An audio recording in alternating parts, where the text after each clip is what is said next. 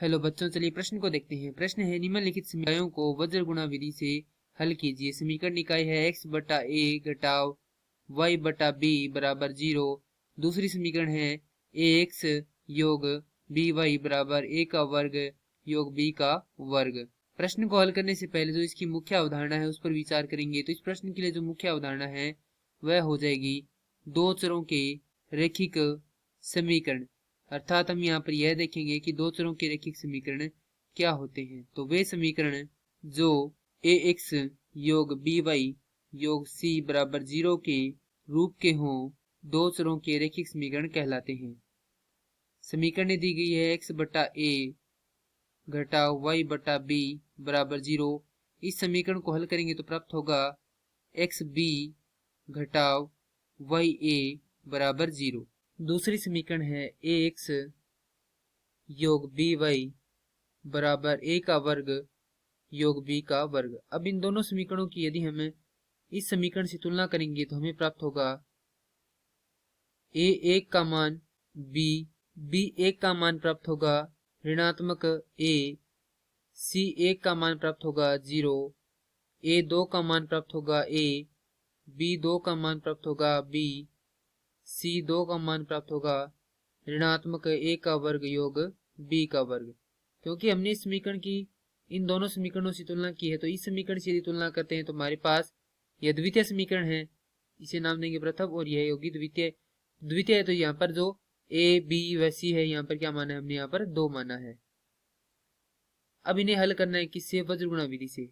तो वज्र गुणन विधि से, वज्र गुणन विधि से यदि इन्हें हल करते हैं तो हमारे पास x y के निर्धारित मान है जिन्हें कुछ इस प्रकार से निकाला गया है। यहाँ पर है b1, यहाँ पर है b2, यहाँ पर है c1, c2, a1, a2 और फिर से b1, b2। तो यहाँ पर हम वज्र गुणा करते हैं तो कुछ इस प्रकार से करते हैं। तो जो x y के मान है वह वज्र गुणा करके निकाले गए, इसीलिए इस विधि को क्या कहते हैं, वज्र गुणन विधि कहते हैं। तो यहाँ से जो x का मान निकाला गया है वह है b1 c2 घटाव b2 c1 बटा a1 b2 घटाव b1 a2। तो यहाँ से ये जो मान है वह रख देंगे x बराबर b1 का मान हमारे पास ऋणात्मक a गुणा c2 का मान है ऋणात्मक a का वर्ग योग b का वर्ग घटाव b2 का मान है हमारे पास b गुणा c1 का मान है हमारे पास 0 भाग a1 का मान है हमारे पास b और b2 का मान है हमारे पास b घटाव b1 का मान है हमारे पास ऋणात्मक a और a2 का मान हमारे पास है a। तो यहाँ से अभी इसे हल करेंगे तो x बराबर आएगा a गुणा a का वर्ग योग b का वर्ग भाग यह हो जाएगा b का वर्ग योग a का वर्ग। तो यह पूरा पद क्या हो जाएगा, एक दूसरे से कट जाएगा। तो x बराबर आ जाएगा यहाँ से a। अब हमारे पास x का मान आ चुका है।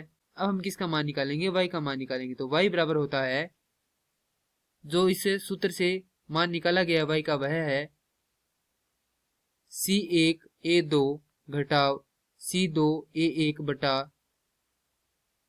a1 b2 घटाव a2 b1।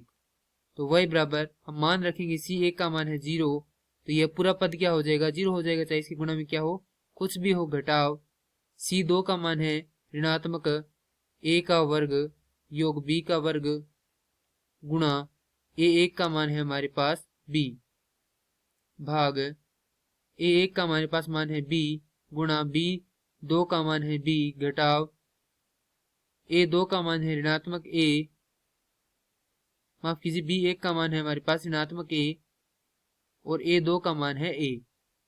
तो y बराबर हो जाएगा यहाँ से, यहाँ पर ऋणात्मक से ऋणात्मक क्या हो जाएगा, धनात्मक हो जाएगा। तो यह होगा a का वर्ग योग b का वर्ग गुणा b भाग b का वर्ग योग a का वर्ग।